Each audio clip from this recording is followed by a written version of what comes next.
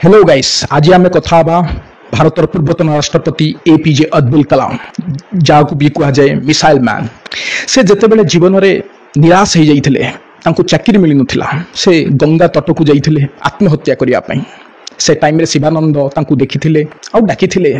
बेटा तोर कौन होते कलाम आंसर देते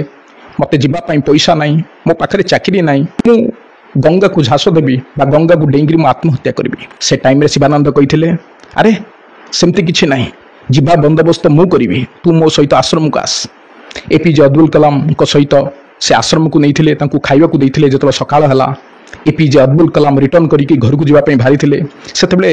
एपीजे अब्दुल कलाम गोटे क्वेश्चन पचारि शिवानंद को, प्रभु आपण तो ज्ञानी गुणी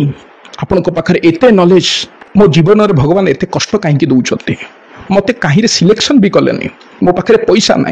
मो पाखे बचापी किसी रास्ता ना। स्वामी शिवानंद हसी आउ आंसर देते बेटा तते भगवान से चाकरी देना कारण आठू किसी बड़ जिनस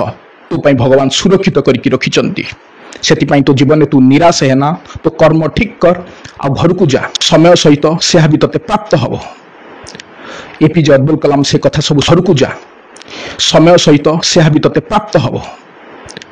एपीजे अब्दुल कलाम से कथा सब शुणी आ घर को पड़ी आसते आज आप निजे देखु से केते बड़ मिसाइल मैन आ पूर्वतन राष्ट्रपति एपीजे अब्दुल कलाम हो पारे। तो ये रियल स्टोरी कहबार कारण हूँ आम जीवन में भी आम कि जदि आमर किसी ड्रीम फुलफिल न हुए आम निराश हो जाऊ आम भावु आउ जीवन में किसी ना किंतु मन रख